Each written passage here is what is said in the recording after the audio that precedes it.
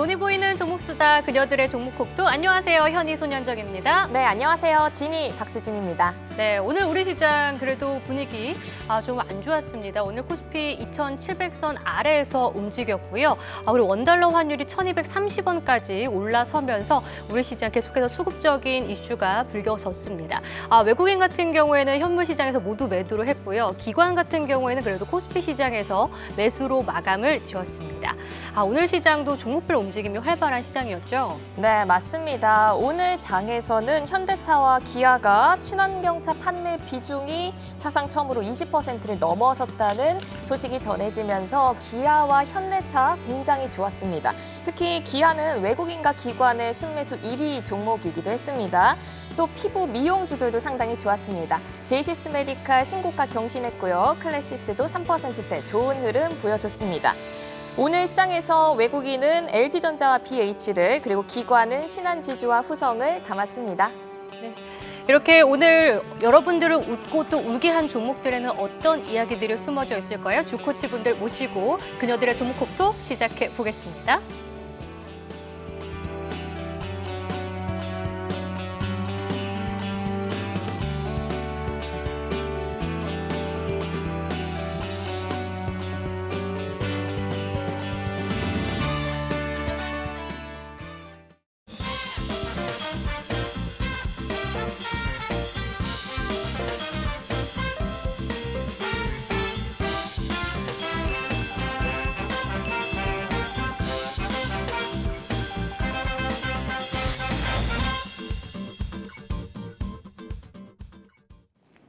네, 그녀들의 종목 콕톡 오늘 월요일 주코치 세 분 모셔보겠습니다. 장시영 유나타증권 금융센터 압구정 지점 차장, 김민수 레몬리서치 대표, 이성원 글로원 파트너스 이사 자리해 주셨습니다. 안녕하세요. 네, 안녕하십니까. 안녕하세요. 안녕하세요. 요즘 시장 흐름 굉장히 부진합니다. 지난주 같은 경우에도 조금 불안했는데 오늘도 시장이 좀 빠지면서 마감을 해서 대응하기 힘든 시장이 아니었을까 싶은데요. 이사님부터 시장 어떻게 접근하고 계신지 궁금해요. 일단 성장주에게 부담이 되는 구간으로 개인적으로 보고 있습니다. 아무래도 미국 시장에서 단적으로 성장주들이 한 이틀 연속 정도 조정이 나오는 모습이었고요. 시장은 조정의 빌미를 찾을 때 특정 트리거를 찾는데 이번에는 국채 변화 쪽에서 트리거를 찾은 것으로 보입니다. 그렇다 보니까 미국이 선행해서 성장주들의 조정이 나오는 모습이었고요. 특히 성장주 중에서 대형 IT 쪽이 조정세가 나타나고 있거든요.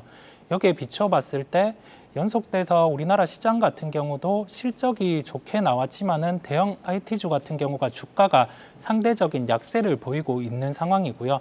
일단은 중소형주 같은 경우도 정책과 관련해서 결부돼서 테마 요소를 가진 종목들이 강세를 연속해서 나타내 왔지만은 이제 피로도가 있는 구간이다 보니까 수급적인 요소 중심으로 조정이 나온 것으로 보입니다. 네, 그러면 김민수 대표님은 오늘 시장 어떻게 보셨어요? 안 봤습니다. 안 보셨어요? 보기 싫었습니다. 되게 솔직하시네. 네. 오후장은 그냥 꽃구경이나 갈까 생각해서 요즘 꽃이 아주 그만큼 만발했어요. 그 만발을 하고 예, 그만하고요. 네. 근데, 우리도 지금 꽃이라고 말씀하고 싶으셨던 거 아니세요? 네, 근데 안 받아주시더라고요. 그 차장님이 지금 반응을 너무 안 원산 하셔가지고. 보시고 계시고 너무 차장님은. 싸해서 제가 직접 셀프로 반응을 했습니다. 예. 이게 너무 뻔해가지고 매주. 그런 거 이제 반대하신다는 얘기 알겠습니다. 그래서 시장은 그냥 오늘 오전장 중에 나왔던 게 중국 지표 나왔었죠. 네네. 중국 지표 나오고 예상보다 잘 나오지 않았나요? 근데 생산자 물가 지수는 생각보다 그렇게 좀 많이 변화가 없었다라는 쪽에서 이어지는데 거기다가 또 봉쇄 더 들어간다면서요. 맞아요. 네, 지금 상해 주민이 아닌 게 다행입니다. 그러니까 지금 중국 증시, 홍콩 증시가 3% 넘게 빠졌잖아요. 그렇죠. 예, 그래서 이런 부분들까지 국내 시장에 가세할 텐데, 근데 이것 빼고 저것 빼고 다 딱 한 가지만 보게 되면 환율입니다. 네, 환율 저런 원화 약세 저렇게 뚜렷해가지고 외국인들이 하고 싶어도 뭘 못하는 상황들. 네. 아무리 요즘 또 지난주에도 저희가 SK하이닉스 삼성전자 얘기를 했다고 하더라도 사고 싶어도 못 사겠네요. 이렇게 되면은. 그래서 환율만 안정이 어느 정도 돼야 외국인들에 대한 변화를 지켜볼 텐데 오늘은 외국인들 선물 배수만 살짝 해주는 정도로 만족하는 흐름들. 그리고 또 맞아요. 이번 주 옵션 만기일 있죠. 그러다 보니까 아무래도 시장을 바라보는 게 그냥 편치는 않다라는 쪽에서 꽃구경 고 고 네, 네 이상입니다. 차장님은요? 지금 주식시장 볼 바에는 꽃구경 가는 게 낫다라고 하셨는데. 비슷한 맥락인 것 같아요. 네. 그러니까 뭐 만약에 정말로 공격적으로 어떤 나는 매매에 정말 자신이 있다. 뭐 단기 매매를 굉장히 좀 잘할 수 있다. 저점 매수를 해서 그날 뭐 상승분만 수익을 취하고 나올 수 있다라고 하면 저는 뭐 그렇게 매매를 충분히 해보셔도 될 만한 시장이라고 말씀드리지만 사실 대부분 그렇게 하기가 좀 어렵거든요. 힘들고. 그렇다고 하면 뭐 잠깐 동안은 시장에 대한 어떤 관심도를 조금은 낮춰보시는 것도 좋을 것 같고 대외 변수가 좀 굉장히 너무 좋지 않아요. 환율도 그렇고 금리도 그렇고 결국 뭐 지난번 금리 인상 하기 전까지 계속해서 시장이 좀 빠졌다가 금리 인상하고 나서 잠깐 또 올랐잖아요. 그리고 나서 이제 벌써 또 5월 금리 인상 얘기가 나오고 있어요. 그러면 5월 금리 인상 전까지는 또 시장이 이렇게 요동을 칠 거란 말이죠. 중간중간에 뭐 연준 의장들 나와가지고 매파적으로 발언하고 이러면서 시장이 좀 출렁거릴 거고 중간중간 또 우크라이나 관련된 사태 나올 거고 그런 식으로 진행이 되겠지만 아마 뭐 제가 생각하기에는 이전 저점을 좀 깨지 않는 정도 수준으로는 흘러갈 것 같지만 시장은 여전히 좀 재미가 없을 것 같다. 그렇다고 하면 결국은 우리가 한 가지 믿을 만한 거 당분간 4월 또는 5월 중반까지는 믿을 만한 건 딱 하나 있습니다. 실적 관련된 종목들 1분기 실적이 그러니까 전년 동기 대비는 아니고요. 바로 전분기 대비해서 급격하게 좀 좋아지는 또는 올라갈 수 있는 종목들 이런 종목들에 대한 뭐 접근만이 수익률을 조금은 뭐 긍정적인 방향으로 좀 가져갈 수 있는 전략이 되지 않을까 이렇게 좀 정리를 해보고 싶습니다. 네, 이렇게 쉽지 않은 시장이지만 저희는 또 돌파구를 찾아야겠죠. 그녀들의 종목콕 또 본격적으로 한번 시작을 해보겠습니다. 오늘 토크 나눠볼 종목은 LG전자랑 하나머티리얼즈, 두산중공업 이렇게 세 종목이 있는데요. 먼저 LG전자부터 살펴보겠습니다. 우리 김민수 대표님이 가져오신 종목입니다. 1분기 최대 실적 발표 이후 어제 오늘 외국인과 기관이 동반 순매수에 나서주면서 주가도 안정적으로 좀 상승세 탄 그런 분위기입니다. 실적 발표 후에 10% 정도 급등을 한 지금 상황인데 삼성전자가 역대 최대 실적을 발표했음에도 불구하고 주가는 더 빠졌죠. 그에 비해서 LG전자의 이 어닝 서프라이즈에 시장이 이렇게 화답하는 이유를 어디서 찾을 수 있을까요, 대표님? 네, 브리핑 감사합니다. 네. LG전자를 못난 주식 이렇게 표현을 해서 가져왔는데 올랐는데 네. 네. 그리고 금요일도 굉장히 강했잖아요. 그럼 잘난 주식인데요. 그렇죠. 저 이제 바꾸겠습니다. 저 LG전자 CG 좀 지우고요. 잘난 주식. 네, 예. 근데 지금 실적 발표하고 오늘 아침에 보니까 네. 리포트가 10개인가 이렇게 쏟아졌더라고요. 오. 네, 다 똑같이 실적 좋게 발표하게 되면 리포트 좋게 나오고 거기다가 목표가 다 상향 뭐 비슷한 얘기로 쭉 나오고 있는데 이런 상황 쪽에서 좋다 그러면 그냥 다 좋게 해석할 것이냐 뭐 이런 또 요모조모 뜯어보는 게 저희 콕톡에서 할 일이죠. 잘했죠. 네. 네. 그래서 요모조모 뜯어볼까요? 요모 말고 요모 이모 말고요. 네. 요모 조모. 네. 그래서 지금 바라보고 있는 게 이제 실적 관련된 쪽에서 LG전자의 가장 큰 실적은 다 아시죠? 네. 집에서 쓰는 그 TV, 가전- 냉장고, 한 개 더. 전자제품, 예. 네, 전자레인지 뭐 네. 여러 가지. 예, 잘하셨습니다. 예, 그런 저희가 보통 세탁기. 네. 세탁기. 예, 세탁기. 그게 생각이 안 나서 빨래 무섭습니다. LG전자 워시타워죠. 예, 벌써 아시는군요. 네, 뭐 스타일러스는 이제 옛날 거고, 네, 네. 예, 이젠 워시타워, 예, 네. 이제 통합돼서 나오는 거죠. 네, 네, 건조기랑 이 세탁기가 한 네. 번에. 네, 저희 집은 그런 거 없습니다. 아직도 손빨래. 네, 근데 여기서 바라보고 있는 LG전자 쪽에서 백색가전의 왕자다라는 쪽으로 뭐 월풀에 비해서도 당연히 여러 가지 위상이 높은 대표적인 회사로 알고 있는데 이제 가전 관련된 쪽에서 이번에 실적 발표가 이제 세부적으로 나와야 되겠지만 이제 중요한 거는 이런 리오프닝 시대, 인플레이션 시대에 얼만큼 잘 실적을 앞으로도 끌어낼 수 있겠느냐 이게 중요하겠죠. 그러면 쉽게 말씀드리면은 저희가 보통 리오프닝 시대다. 그러면 앞서 TV 같은 경우도 사신 분들은 그 지난 코로나19 때 여러 가지 이동이 좀 줄어들다 보니까 그때 많이 샀습니다. 그러면 지금 당장 교체 수요가 이번에 새로운 OLED TV 나오게 되면 살 수 있을까요? 뭐, 안 되죠. 예. 한두 푼도 아니고. 한두 푼도 아닌데 아직 1년밖에 안 됐습니다. 그러면 또 교체 수요가 나오기가 좀 제한적일 수가 있겠죠. 이 부분에 대한 Q의 변화, 그러니까 매출의 변화 한번 또 지켜봐야 될 것 같고요. 또 하나 두 번째는 인플레이션 시대면은 쉽게 말씀드리면은 내가 내 월급하고 주가 지수 빼고 다 오릅니다. 네, 이런 처참한 시대. 그러면 먹을 거 사느라고 돈을 더 많이 쓰다 보니까 혹시나 이번에 TV 바꿀까 아니면 이번에 냉장고 바꿀까 했다가도 에이 다음에 바꿔라고 하는 이런 뒤로 후퇴되는 이 소비재 임의 소비재 내구재 주문에 대한 이런 현상이 나오기 시작하겠죠. 이런 부분들이 아무래도 영향을 끼치게 되면 가전 쪽에서 계속 좋을 수 있을 것인가라는 부분들은 한번 생각을 해봐야 될 것 같은데 그렇게 되면은 또 하나가 가전에 들어가는 게 대표적으로 철강이죠. 철강 같은 경우도 오늘 보니까 아주 스틸 이런 것도 아주 좋더라고요. 네, 그래서 컬러가 하고 싶어서 그렇군. 그러니까 요즘에 근데 철강 가격이 굉장히 네. 많이 올라서 부담된다는 말씀이시죠? 그렇죠. 그럼 원자재 가격들도 이제 가산이 될 테니까 이런 부분들도 한번 체크를 할 필요는 있겠다는 쪽에서 가전은 살펴봐야 된다라고 좀 더 그러니까 즉 QA 확대와 수익성 이쪽은 좀 더 체크를 해야 된다라고 봐야 될 것 같습니다. 근데 지금 1분기 실적을 보면은 네. 그러니까 아직 구체적으로 나오진 않았지만 잠정 실적을 보더라도 이제 전장 사업 부분에 대한 성과에 많이 주목을 하고 있는 것 같아요. 그렇죠. 원래 하반기쯤에 흑자 전환이 예상이 됐었는데 1분기부터 흑자를 기록한 것이 아니냐라는 분석들이 많이 나오던데요. 이 부분은 아무도 모릅니다. 쉽게 말씀드리면 최근에 오늘도 기아가 강했고요. 네. 오늘도 현대차가 그나마 좀 고개를 선방을 했죠. 들었죠. 그래서 이런 부분들이 자동차 쪽이 생각보다 이 쇼티지 관련된 자동차나 뭐 와이어링 하네스나 이런 쪽을 좀 변화를 끌어오는 게 아니냐라는 쪽에서 살짝 기대감이 있다 보니까 그럼 LG전자도 이 전장 부분 쪽에 대한 변화 좀 더 빨라지지 않느냐라는 쪽인데 LG전자의 전장 사업 부분은 쉽게 말씀드리면 VS라고 그러죠.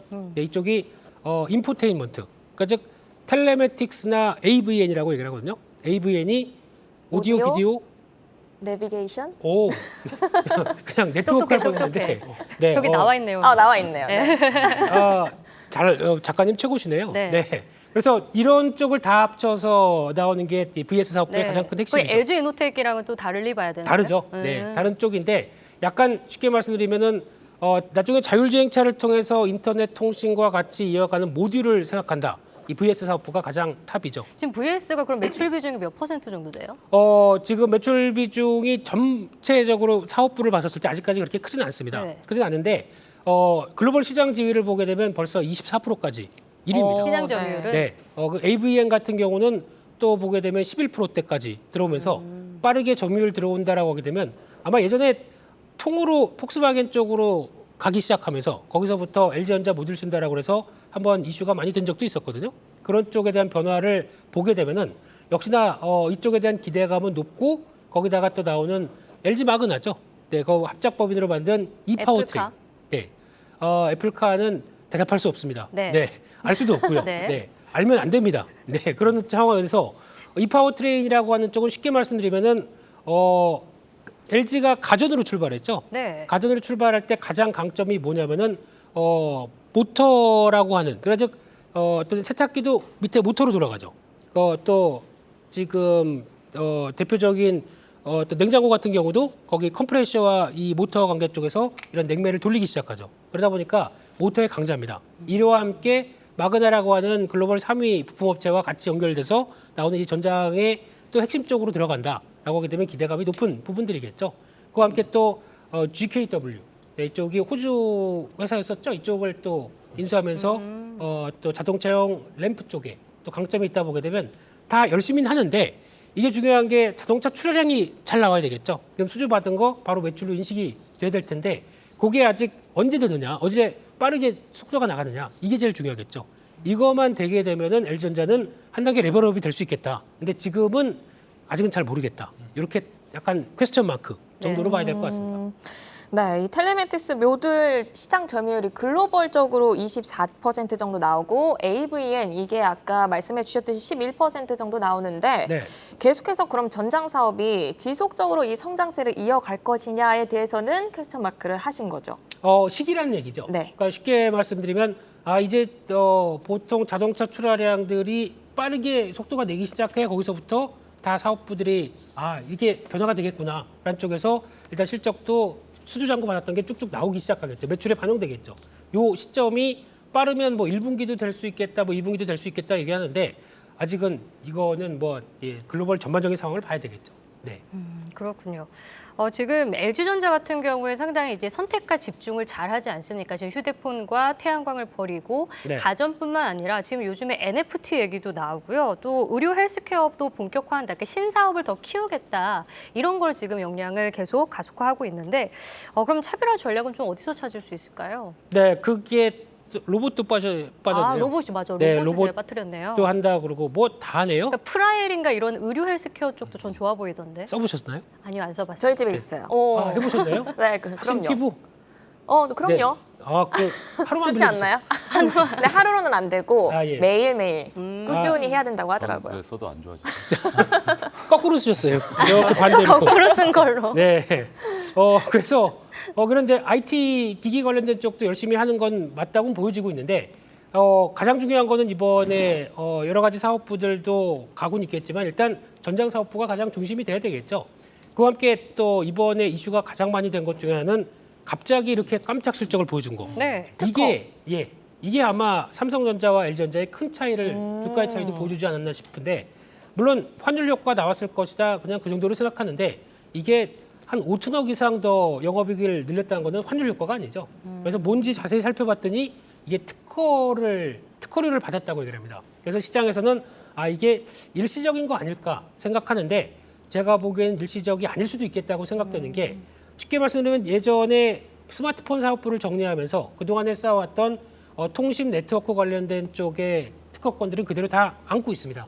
사업부만 정리됐죠. 인원들도 그대로 다 약간 살짝 조정을 보였을 뿐 여전히 그대로 갖고 있다는 얘기는 이를 통해서 어떤 사업을 했었을 때 대표적으로 VS 사업부 같은 경우도 마찬가지겠죠. 네. 이런 통신 사업과 연계된 어떤 모델을 다른 쪽에 어떤 모듈화 시켜서 수출을 하거나 아니면 또 매출을 일으켰을 때 거기서 연계돼서 나올 수 있는 특허는 계속 나올 수 있겠다라는 부분들에 대한 암시가 아닐까 생각되고 있기 때문에 특허 자체는 솔직히 그렇죠. 열심히 노력해서 지적재산권과 함께 무형의 자산으로 안고 있는 겁니다. 그러다 보니까 영업 이익률을 따질 땐 또 훨씬 더 배가가 되다 보니까 어떤 밸류를 줄 때 더 줄 수 있는 근거가 되겠죠.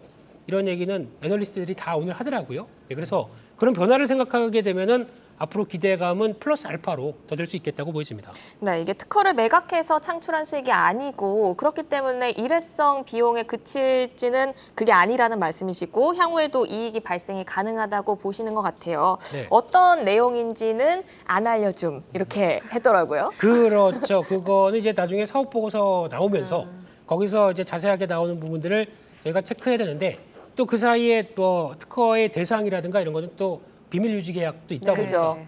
예, 너무 아셔도 말씀 못 하시는 거죠? 알 수도 없고요. 안 가르쳐 주더라고요. 그냥 주가나 열심히 분석해 뭐 이렇게 나올 수는 있겠지만은 그래도 이 부분에 대해서는 또 비밀은 지켜줘야죠. 네. 그럼요. 네. 근데 이게 기관 투자자들 사이에서는 지금 자율주행 쪽의 특허를 LG전자가 많이 갖고 있기 때문에 그렇죠. 이쪽일 가능성이 높다. 네. 그래서 지금 금기어라고 말씀하셨지만 이제 애플카 쪽일 수도 있다. 이런 소문이 돌고 있다고 하더라고요. 그래서 어닝 서프라이즈에 삼성전자보다 훨씬 더 잘 반응을 했던 게 아닌가 이렇게 추측을 할 수도 있을 것 같은데요. 그렇죠. 근데 확인이 안 되다 보니까 애플 관련된 거는 항상 비밀의 문이고 예, 노크하지 말아야 될 문입니다. 그렇기 때문에 개연성은 높다고 하더라도 그냥 그렇겠거니 바라보지만 이게 단순하게 한 번의 이슈가 아니라 또 비슷하게 만약에 자율주행 관련된 또 다른 모듈이나 여러 가지 또 사업이 확대됐을 때 추가로 더 얻을 수 있는 수익은 더 높다라고 하게 되면 계속 발생할 수 있다고 봐야 될 근거라고 봐야 되겠죠. 네, 알겠습니다. 그러면 우리 이사님은 어떻게 보세요, LG전자? 네, LG전자 같은 경우가 기본적으로 1분기 실적이 한 1조 3천억 원 예상이 됐어요. 그런데 실제로 1조 8천억 원이 나왔단 말이죠. 5천억 원의 비밀 자체가 그 자율주행과 관련된 그런 뭐 특허에 대한 일회성 이익이라고 생각을 해볼 수 있잖아요. 근데 여기에서 합리적 의심을 해본다고 하면 그 자율주행과 관련된 특허는 글로벌의 그런 차량 업체와 연관이 돼 있을 거잖아요. 그렇다고 하면 이게 일회성 이익이라고 하더라도 분명히 글로벌의 완성차 업체가 자율주행과 관련된 그런 그 업그레이드된 뭔가의 결과를 도출하기 위해 이거를 뭐 협업 단계 아니면은 뭐 이거를 사갔던지 그런 요인이 있다 보니까 이게 이번 분기에 일회성으로 5천억이 발생을 할 수 있지만은 다음 분기로 이 부분과 관련된 실적이 연결될 가능성이 클 것으로 보이거든요. 그렇다 보니까 이 부분에 대한 실적은 향후에 긍정적일 가능성이 높고 추가적으로 흐름은 한번 봐야 될 것 같습니다. 그럼 마지막으로 장시영 차장님은 LG전자 어떻게 보세요? 저는 이제 그 가전 쪽을 조금은 또 집중해서 좀 보고 싶어요. 왜냐하면 네. 그 지금 최근에 이제 가전 제품의 어떤 패러다임이 좀 저는 바뀌고 있다라고 요즘에 생각을 뭐 하거든요. 많이 나왔더라고요. 그렇죠. 뭐 오브제라고 오브제라든지 해서. 삼성의 비스포크라든지 네. 가전도 이제 가구라는 생각들을 좀 많이 그러니까 해요. 예쁘게 만드는 그렇죠. 거죠. 코로나 이후에 사실 이제 집에 있는 시간이 많아지면서 집을 좀 예쁘게 또 뭐 이렇게 좀 편리하게 이렇게 좀 꾸미려고 하는 것 같은데 뭐 세트로 가는 경우도 많고 제가 왜 이 말씀을 드리냐면 제가 TV를 사러 갔다가 저도 가전제품 다 바꿨습니다. 세탁기부터 건조기 사고 싶- 거기 세트로 파니까 예, 세트로 다 묶어서 되더라고요. 팔아요. 더 싸게 사죠. 예, 더 싸게 사지고 또 그게 맞아요. 아. 집의 분위기에 내가 만약 아. TV는 까만색인데 냉장고는 하얀색이고 그렇게 안 되더라고요. 오, 인테리어의 그거를 진심이시군요. 그렇죠. 인테리어나 이런 부분들을 그렇게 가져갈 수 있고 제가 이제 동탄의 롯데백화점에 갔었는데 수많은 사람들이 가전제품 상담을 받고 있습니다. 그 번호표를 받아서 대기할 정도로 가전제품 상담을 받고 있는데 이게 비단 또 지금 신혼부부뿐만 결혼 아니라 시즌이잖아요. 그러니까 신혼부부뿐만 아니라 이사라든지 뭐 집을 뭐 이 리모델링 한다든지 이런 부분들도 많이 겹쳐서 실제로는 예전에는 TV면 TV, 냉장고면 냉장고, 뭐 세탁기면 세탁기 이렇게 한 대씩 팔았지만 세트로 나가기 때문에 그 부분에 대해서도 매출 증가라든지 마진의 이 긍정적인 측면도 좀 생각할 수 있을 것 같아서 그거에 대한 어떤 변화가 이번 실적에 좀 고스란히 반영이 된 것이 아닌가. 근데 만약에 이런 부분들이 계속해서 지속된다고 한다면 보다 나은 어떤 가전 부분에 대한 실적을 향후에도 기대할 수 있지 않을까 이렇게 좀 생각을 해보고 싶습니다. 네, 일단은 뭐 전장 사업의 성장세가 굉장히 양호하고 가전 사업 그리고 프리미엄 제품에 있어서 경쟁력이 좀 우위에 있기 때문에 추가 상승 여력이 좀 충분하다고 볼 수 있을 것 같습니다. 지금 이제 유럽 시장도 개장을 했는데요. 유럽 지수 한번 살펴보고 가볼까요? 네, 현재 이 시각 유럽 증시 출발 상황 한번 살펴보겠습니다. 지난주 금요일에 유럽 증시는 각종 악재에도 불구하고 저가 매수가 유입되면서 상승으로 마무리 지었는데요. 오늘은 하락으로 출발을 하고 있습니다. 오늘 중요한 이슈 같은 경우에는 러시아 제재를 뽑을 수가 있는데요. 유럽연합이 러시아 석탄 수입 금지에 이어서 원유 제재 논의도 본격화되고 있습니다. 오늘 열리는 외교장관 회의에서 이 문제를 공식적으로 안건에 올릴 것으로 예상이 되고 있는데요. 그 외 또 주목할 일정은 애틀랜타 연은 총재 연설 등이 있고요. 또 현지 시간으로 내일 미국 CPI가 발표되니까 체크해 보셔야겠습니다. 지금 영국 FTSE는 0.33% 하락 출발, 그리고 독일 닥스 지수는 0.93%, 1% 가까이 낙폭을 키우고 있는 상황이고요. 프랑스 깍그 지수는 지금 0.01% 하락 약보합권에서 머물고 있습니다. 네, 이렇게 유럽 지수 출발 시황 알아봤고요. 다음 종목으로 넘어가 보겠습니다. 다음 종목은 장시영 차장님이 가져오신 하나 머티리얼즈인데요. 지난 금요일에 1,000억 원 규모의 공장 신설 투자 공시가 나왔습니다. 1,000억 원이 자기 자본 대비 40%에 육박하는 금액인데 이 금액을 투자하겠다는 건 그만큼 자신이 있다는 말이겠죠. 주가도 이에 화답을 했는데요. 증설이 완료될 시 기대되는 이 효과부터 먼저 한번 짚어봐야 될 것 같습니다. 그렇죠. 그 하나머티리얼즈는 일전에 제가 한번 말씀을 드렸던 원익 QNC와 하는 일이 좀 유사합니다. 네. 그래서 실리콘 그 식각 장비에 들어가는 실리콘 부품 소재를 만드는 회사고요.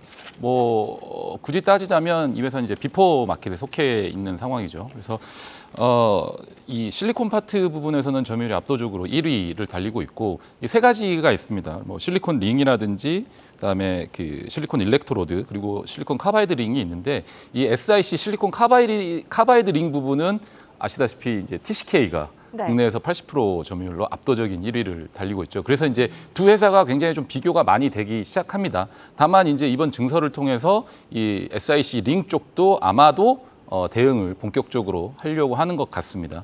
이 회사는 아시다시피 2대 주주가 도쿄일렉트로닉입니다. 그러니까 일본의 이제 식각장비 회사인데 뭐 랩리서치라든지 아마시라든지 도쿄일렉트로닉 이 세 회사가 글로벌 식각장비 시장을 양분을 하고 있는 상황이고 이 랩리서치가 대략 한 50%, 도쿄일렉트로가 30%, 그다음에 아마시 한 18% 정도 점유율을 가지고 있는 것으로 좀 파악이 되고 있어요. 그래서 2대 주주로 가지고 있는데 이 회사의 현재 매출은 대략 한 3천억에서 4천억 정도 되고 공장 캐파도 내년에 증설이 완료되기 전에는 그 정도 매출만 딱 나오고 있는데 매출의 거의 70% 이상을 80% 가까운 이 물량을 도쿄일렉트로닉에게 단독으로 공급을 하고 있습니다. 그래서 사실은 TCK 대비해서 밸류에이션이 약간은 조금은 이 덜 받았죠. 프리미엄을 좀 덜 할인이 된 부분이 받았었죠. 있죠. 왜냐하면 TCK 같은 경우는 국내 매출 50%, 해외 매출 50%인데 뭐 도쿄일렉트로라든지 뭐 레미스터즈라든지 SIC 부분을 특화시켜 가지고 고급 제품을 납품을 하고 그리고 삼성전자에도 납품을 하고 있습니다. 삼성전자 거의 전 공정에서 SIC 링 같은 경우는 TCK 제품을 쓴다고 보시면 될 것 같아요. 그래서 프리미엄을 좀 더 받아왔는데 만약에 하나머티리얼즈가 내년에 증설이 완공이 되고 풀캐파로 가동이 된다고 합니다. 그러면 현재 수준에서 3배에서 한 4배 정도 수준의 캐파를 가지게 되는데 궁극적으로 그렇게 되면 1조 원의 매출을 달성을 할 수가 있습니다. 그러면 이 회사의 영업이익률이 대략 한 25에서 30% 정도 됩니다. 앞서 이제 제가 이 비포마켓에 속한다고 말씀을 드렸는데 비포마켓에 속한 업체들은 장비 업체에 바로 납품을 하게 돼요. 물론 삼성전자라든지 하이닉스라든지 이 엔드 유저 이 고객사들에게도 납품을 하게 되지만 그쪽으로 납품하게 되면 이제 그쪽으로 주로 납품하는 시장을 애프터마켓이라고 하는데 그쪽으로 주로 납품을 하게 되면 단가를 공개를 해야 됩니다. 그래서 영업이익률이 좀 낮아질 수밖에 없는데 장비 회사에 바로 공급을 하게 되면 영업이익률이 애프터마켓에 있는 회사들보다 훨씬 높은 수준을 달성을 할 수가 있죠. 그래서 대략 한 25에서 30% 정도의 영업이익률을 달성하게 되는데 그러면 영업이익이 3천억 정도 나오게 되죠. 그럼 현재 시총이 1조 2천억 수준이니까 PER 밸류에이션이 4배 정도 수준밖에 되지 않는다. 그렇다고 한다면 현재 실적도 꾸준하게 나올 수 있습니다. 분명 뭐 도쿄일렉트로에게 공장이 1년에 돌아가는 물량을 그냥 다 공급을 할 수 있으니까 실적이 줄거나 뭐 그러지는 않을 것 같아요. 꾸준하게 나올 수는 있는데 만약 내년에 증설이 완료된다 그러면 폭발적으로 늘어날 수 있는 가능성이 있기 때문에 현재 시점에서 주가가 올랐다고 해서 이거 너무 오른 거 아니야? 이렇게 생각하지 마시고 충분히 좀 들여다볼 수 있는 관점으로 좀 보셔도 좋을 것 같습니다. 네.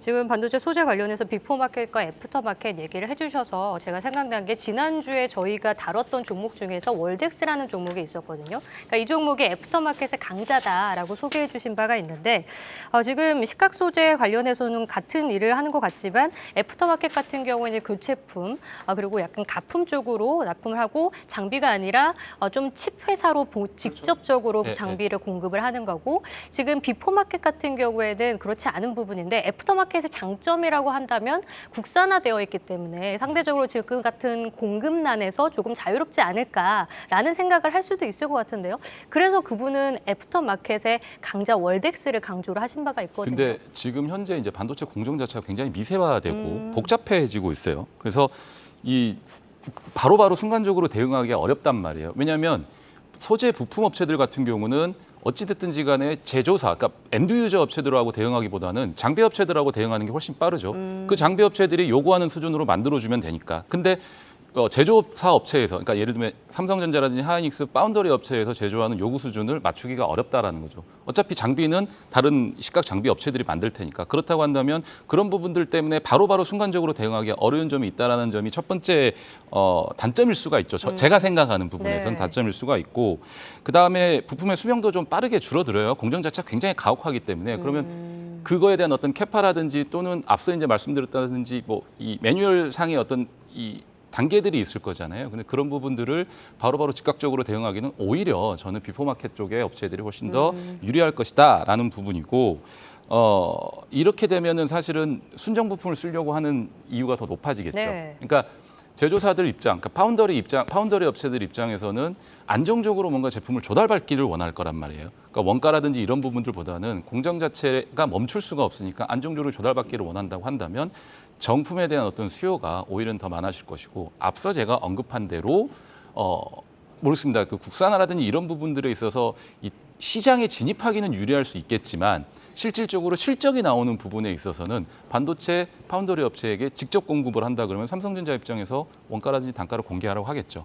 하지만 TCK라든지 하나머티리얼즈, 원익QNC 같은 비포마켓에 속해 있는 회사들은 장비 회사에 납품하기 때문에 굳이 삼성전자에 단가를 공개할 필요가 없기 때문에 영업이익률을 꾸준하게 유지를 시킬 수 있는 가장 큰 원동력이 될 수가 있다라고 말씀을 드리고 싶습니다. 네. 네, 뭐 일단 파운더리 업체에서는 정품을 쓰고 싶어 하고 또 안정적으로 공급을 받고 싶어 하기 때문에 이 비포 마켓에 속해 있는 하나 머티리얼즈가 이익률 측면에서도 굉장히 좋고 수혜를 또 얻을 수 있다고 말씀을 해주셨습니다. 저는 이 반도체 식각 공정에 사용되는 소모품을 지금 만들고 있는데 하나 머티리얼즈의 매출이 전방 산업 수요와 좀 연관이 직접적으로 있을 것 같거든요. 전방 산업의 수요 전망도 한번 들어봐야 될 것 같아요. 근데 이런 얘기들을 합니다. 이런 얘기들을 해요. 반도체 업종 자체가 사실은 이제 뭐 수요가 좀 둔화되면서 증설을 하지 않을 것이다. 공격적인 증설이라든지 투자를 진행하지 않을 것이다라는 생각을 하시는 분들이 좀 많을 것 같아요. 왜냐하면 눈으로 봐도 뻔히 보이니까. 근데 그게 좀 잘못된 생각이라고 짚어드리고 싶은 게 반도체는 1년이라도 투자를 쉬면 바로 망하는 회사입니다. 그렇기 때문에 대규모 자본을 투입할 수 있는 회사들만이 이 사업을 영위할 수 있고 최근 동안의 반도체 업종들이 망했던 이유들이 뭐냐면 뭐 인수합병이나 이런 일들이 좀 많이 이루어졌잖아요. 이런 부분들이 뭐냐면 지속 가능한 투자를 할 수가 없었기 때문이죠. 그러니까 국내 같은 경우는 삼성전자, 하이닉스니까 할 수 있는 겁니다. 그 정도 자본력이 있기 때문에. 그러면 장비 업체들 같은 경우는 특히나 이 회사들 같은 경우는 소모품 업체란 말이에요. 그러니까 여러분들 이렇게 생각할 수 있죠. 장비 업체는 투자하고 땡이잖냐 이렇게 생각할 수 있는데 이 회사 같은 경우는 그 장비가 들어가고 그 안에 들어가는 소모품이 계속해서 교체 수요가 발생을 합니다. 뭐 70일이든 120일이든 이런 교체 수요가 계속해서 발생을 합니다. 그리고 또 앞서 잠깐 말씀드렸다시피 공정 자체가 미세화되고 세분화되고 복잡해지면 이 사용 용량이라든지 장비를 사용하는 시간이라든지 이런 부분들이 엄청 가혹해져요. 그러면 소모품의 교체 주기도 빨라질 수밖에 없기 때문에 물량 증가는 필수라고 보여지게 됩니다. 수요와는 상관없이 어쩔 수 없이 이 큐가 늘어나는 구조로 갈 수밖에 없다라는 점을 강조를 좀 해드리고 싶습니다. 그러니까 지금 반도체 전공정 장비의 리드 타임이 지금 러시아 우크라이나 사태 이후에 더 많이 늘어났다고 하더라고요. 그러면 이제 교체품의 이 주기가 짧아질 수밖에 없는 상황이기 상황이죠. 때문에 그런 네. 수요가 계속 늘어날 수 있는 상황. 그래서 증설을 그렇죠. 한 거거든요. 그래서 증설을 한 거고 또 이 매출처를 다변화를 하기 위해서 네. 너무 도쿄 일렉트로 쪽에만 올인이 돼 있다 보니까 다른 매출처를 찾아서 영업이익이라든지 매출을 극대화시키고 싶은 거죠. 왜냐하면 회사 입장에서도 이런 부분들을 그러니까 앞서 단점이라고 생각할 수 있는 부분을 고려하지 않았을 리가 없어요. 네. 기본적으로 매출의 80% 가까운 부분을 그러니까 전체 캐파의 80%에 가까운 부분을 한 회사에 납품을 꾸준하게 하고 있는데 굳이 위험을 들여서 자본금 대비해서 한 뭐 40% 육박하는 큰 금액을 공장 증설에 투입할 이유가 없거든요. 그러면 이미 요구하는 수요가 있다라는 것을 반증을 할 수밖에 없습니다. 다른 장비 업체들, 뭐 램 리서치라든지 아메시라든지 또는 뭐 엔드 유저인 삼성전자가 꾸준하게 그런 소모품의 어떤 이 물량을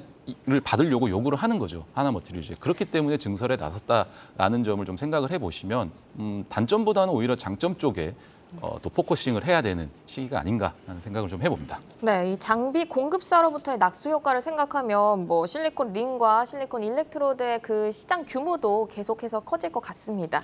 그렇다면 우리 김민수 대표님은 하나 머티리얼즈 어떻게 보세요? 네, 잘 보고 있습니다.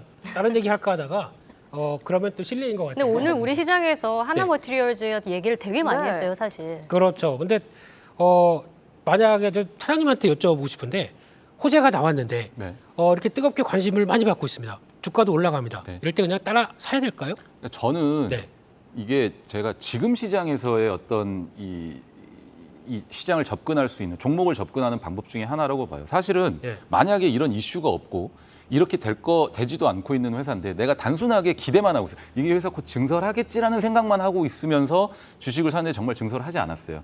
그러면 주가는 더 나락으로 갈 수밖에 없습니다. 그렇죠. 이슈가 있고 수급이 들어오고 실적이 담보가 돼 있다고 한다면 현재 지금 시장에서 재미없는 주식들 사서 2년, 3년 기다리실 거 아니고 계속 시장에서 싸워보고 공부하고 싶고 또는 수익률을 꾸준하게 얻어내고 싶다고 한다면 오히려 차트가 좀 서 있다고 한들 기술적으로 조금 불안하다고 한들 이런 쪽으로 수급이 몰리는 종목 그리고 실적이 담보되어 있는 종목으로 더 접근을 해야 되지 않을까 저는 생각을 해요.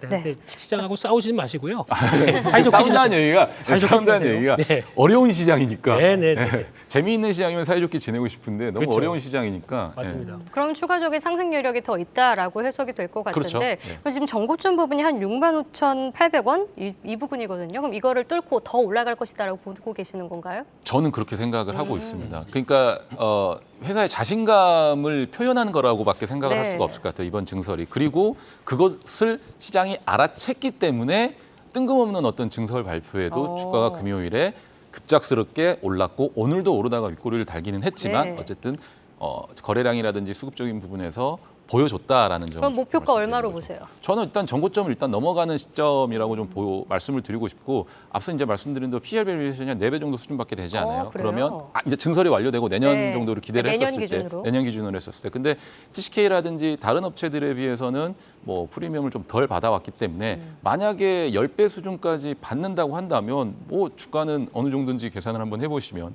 좋을 수도 있을 것 같아요. 그러니까 시총이 여기서 2조 이상을 넘어갈 수 있는 어떤 기반을 마련을 했다라고 좀 보시면 될 것 같습니다. 저는요. 네, 알겠습니다. 하나 머티리얼즈는 이렇게 듣도록 하겠습니다. 네, 저희 유튜브 실시간으로도 많은 내용 함께 올라오고 있습니다. 저희 미주님들과 매시간 소통하고 있는 거 여러분 아시죠?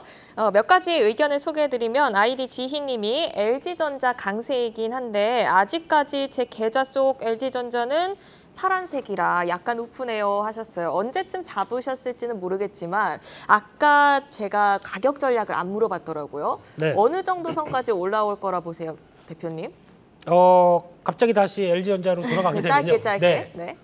지금 시점에 또 리포트들 막 쏟아질 때는 단기적으로 더 가기는 좀 힘들 것 같습니다. 이미 많이 올랐죠. 10%나 올랐더라고요. 발표하고. 예, 이틀 사이의 반응을 봤을 때는 그런 것 같고요. 잠시 차익 매물 소화하고 자동차 출하량 확보되고 거기서 움직임이 나오게 되면 저는 한 15원대 가도 된다고 생각됩니다. 그렇게 안 비싼 종목이라고 생각이 듭니다. 네. 네, 알겠습니다. 아이디 김지민 님이 LG전자 결국 못주에서 잘주로 배당 좀 올려주세요. 제발 이렇게 말씀을 해주셨어요. LG전자에 대한 우리 미주님들의 관심이 굉장히 높은 것 같은데 저희 이렇게 의견 또 청취하시는 분들 의견을 나눠봤습니다. 그녀들의 종목 콕도 이렇게 유튜브 검색하시면 다시 보기로 또 뜨니까요. 여러분들 의견 많이 댓글로도 남겨주시면 저희가 소개를 해드리겠습니다. 네. 이어서 세 번째 종목으로 바로 넘어가 보겠습니다. 세 번째 두산중공업입니다. 모주로 이성우 이사님이 가져온 종목인데요. 사실 원전 관련주 전체적으로 봤을 때 최근에 좀 아쉬운 흐름입니다. 한신기계만 계속 튀다 이렇게 변동성을 확대해 나갔었고 다른 종목들은 조금 횡보 구간이다라고 판단을 할 수 있을 것 같은데요. 여기에 오늘 뉴스가 나왔죠. 신한울 2호도 가동도 결국 내년 9월로 연기가 되었습니다. 이에 따라서 좀 투심이 약화됐다라는 분석도 있는데요. 두산중공업 어떻게 지금 봐야 될까요? 네, 두산중공업을 보기 이전에 저희가 큰 그림에서 한번 생각을 네. 해볼게요. 지금 이전에 양적 완화 때 노동력으로 인해서 제품의 가격이 상승하고 그로 인해서 증가된 인플레이션 자체가 주식 시장에 큰 영향을 미치지 않았거든요. 양적 완화 기간에서도 마무리되는 국면에서 시장은 상승을 했었어요. 근데 이게 그 시장이 양적 완화 구간에서 상승을 할 수 있는 게 새로운 패러다임이 나타나면 그렇거든요.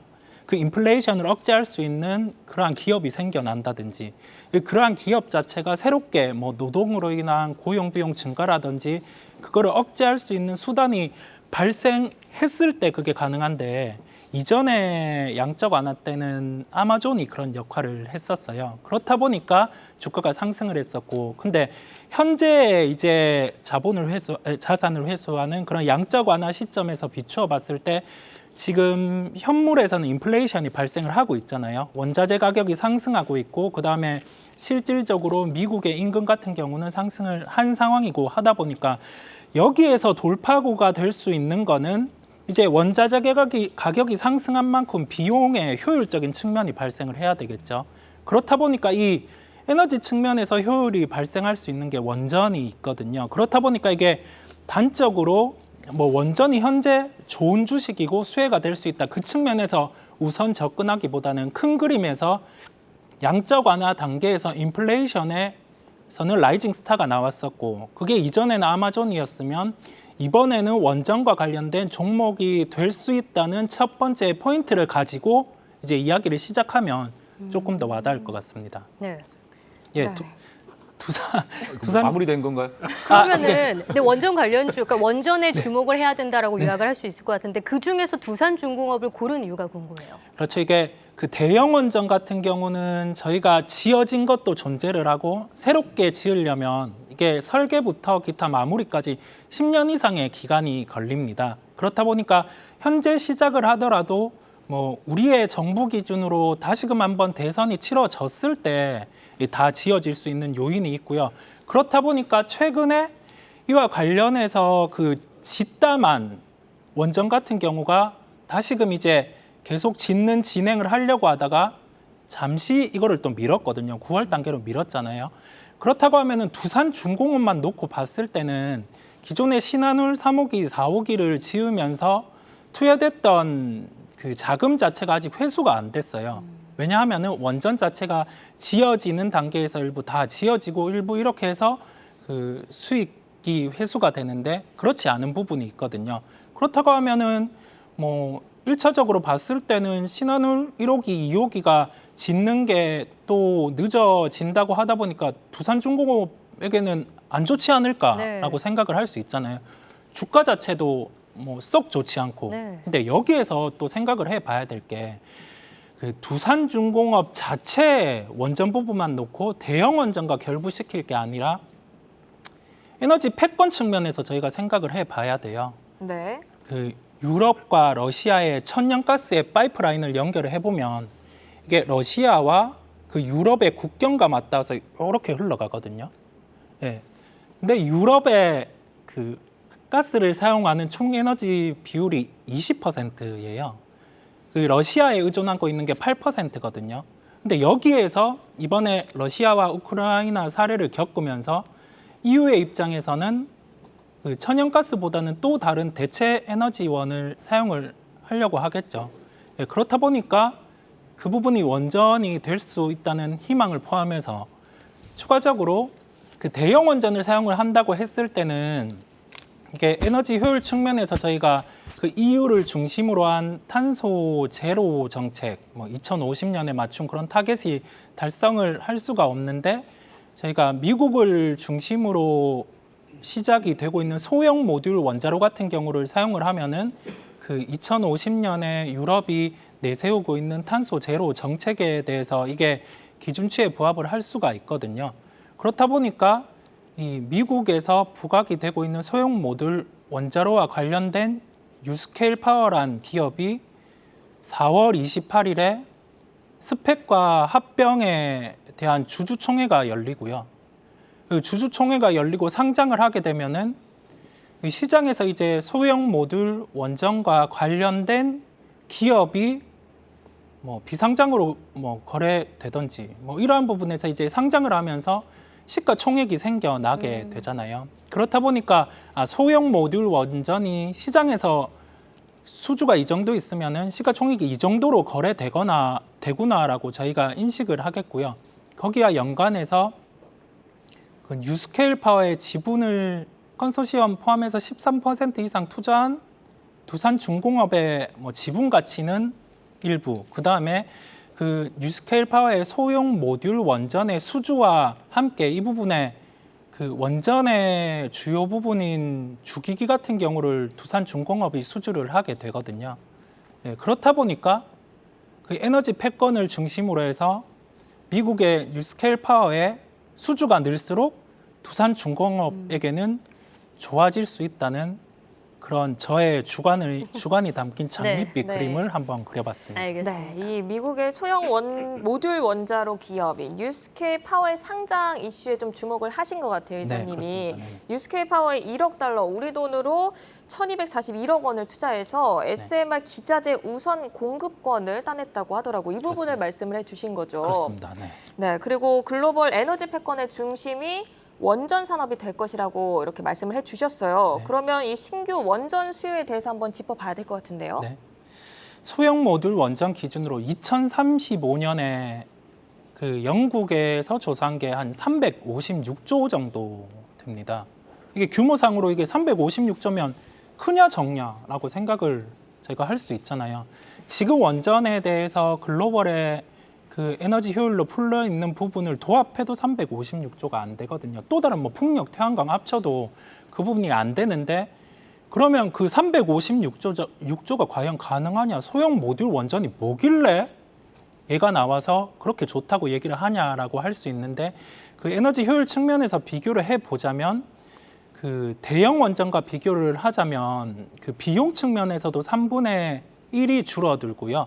이게 10년이 걸렸다고 하면은 소형 모듈 원전은 그 수주를 해서 들어가기까지 약 3년 정도의 기간이 걸려요. 그렇다 보니까 쉽게 접근을 할 수 있겠고, 그다음에 대형 원전 같은 경우는 사고가 나면은 이게 뭐 인명 피해도 크고 바닷가에 있다 보니까 수질 오염까지 있는데, 그 소형 모듈 원전 같은 경우는 그 만들어서 땅에 묻어서 그다음에 또 아무데나 다 우리 집 옆에도까지 가능하거든요. 그렇다 보니까 그 접근이나 안전성 측면에서도 저희가 뭐 유럽도 좋게 보고, 네. 그다음에 미국도 좋게 보고, 우리나라까지 좋게 볼 수 있는 요인을 갖췄다고 보입니다. 네. 그러니까 지금 러시아 전쟁 속에서 지금 석유랑 석탄, 천연가스 가격 다 오르니까 지금 대체 에너지를 찾아야 되는데, 그 안에서도 친환경 쪽에서 지금 원전에 대해서 계속 집중해서 말씀을 주시고 있는데, 사실 두산중공업이 원전뿐만 아니라 풍력 관련해서도 오르거든요. 이쪽은 어떻게 보고 계세요? 그 신재생과 관련해서 베트남 사이트의 풍력을 두산중공업이 그 수주를 하고 했었는데, 이게 아시아권에서 중점적으로 풍력 수주가 집중이 되기보다는 아마 그 유럽권이라든지 또 다른 이제 뭐 산지가 많은 그러한 부분에서 수주가 더욱 중요하거든요. 그렇다 보니 그 부분에 대해서는 또 다르게 뭐 집중해서 하는 우리나라 업체들이 있고, 두산중공업의 키는 그 가스 터빈이라고 화학의 에너지를 그 가스로 바꾸는 그 터빈 자체가 글로벌 업체만 하고 우리나라 최초로 두산중공업이 했었거든요. 그 부분의 1차적인 포인트, 그다음에 그 뉴스케일과 관련된 미국의 에너지 패권의 중심이 있는 거기에 기업의 수주가 두산중공업이 함께 나가고, 그 시점이 4월 28일 이제 도래를 했다는 점에서 네. 저희가 기대감과 함께 주가의 가능성이 부여될 것 같습니다. 네, 그런데 주가를 보면은 큰 폭의 하락 이후 최근 좀 바닥을 다지는 그런 느낌이거든요. 근데 항상 우려스러운 게 공매도입니다. 그리고 그뿐 아니라 기관의 과매도도 있어요. 네, 그쵸. 기관 수급도 굉장히 안 좋고, 이런 부분에 대해서는 어떻게 보세요, 장시영 차장님? 근데 대차 잔고는 계속해서 늘어나지는 않고 있는 것 같아요. 두산중공업 같은 경우는. 그러니까 이게 뭐 대차 잔고라는 게 사실은 공매도를 앞으로 더 할 것이다, 우리 더 할 거야라는 부분인데, 그 대차 잔고 자체는 뭐 추가적으로 늘어나지 않는 거 보면 공매도에 대한 부분은 뭐 아마 시간이 조금만 더 지나게 되면 일단락 될 것 같고, 기관에 대한 어떤 그 수급 정도만 잘 파악을 근데 하셔서. 기관은 왜 이렇게 많이 매매를 파는 거죠? 저도 잘 요즘에 모르겠어요. 3월 내내 팔았어요, 거의. 뭐 차익 실현 매물인 것 잘못하셨네요. 같고, 제가 그런 것 같아요. 저는 기관이 아닌데. 그럼 이사님이 말씀해 주실까요? 기관이 계속 파는 이유에 대해서? 그 원전에 대해서 사이클을 멀리 보는 것 같아요. 이게 보는 시각에 따라 차이가 있는데, 그 시간이 지나면 주가가 다 말해줄 것 같습니다. 저의 주관이 틀릴 수 있지만은 지금에서는 저는 원전이 분명히 또 다른 라이징 스타, 이번 양적 완화의 키가 될 것으로 보입니다. 뭐 기관도 사실은 이 투자의 관점으로 주식을 접근했다기보다는 매매의 관점으로는 아, 최근에 접근을 그쵸. 했다라고만 뭐 정리해 볼 수 있을 것 같아요. 네. 뭐 최근에 수급들만 봐서는. 예. 네, 알겠습니다. 글로벌 에너지 산업 중심의 원전이 있고, 그중에서도 소형 모듈 원자로 SMR에 주목을 하셨습니다. 미국의 뉴스케일 파워 상장이 예정돼 있다는 점도 긍정적으로 투자 포인트 짚어주셨습니다. 네, 이렇게 함께해 주신 세 분 주코치 여기서 인사드리겠습니다. 장시영 유한타증권 금융센터 압구정지점 차장, 그리고 김민소 레몬리서치 대표, 이성훈 글로원 파트너스 이사와 함께했습니다. 고맙습니다. 고맙습니다. 감사합니다. 감사합니다. 돈이 보이는 종목 수다, 숨겨진 톡, 전략 톡톡으로 매일 4시 여러분들과 함께할게요. 미주 여러분, 내일 만나요. 모두들 안녕.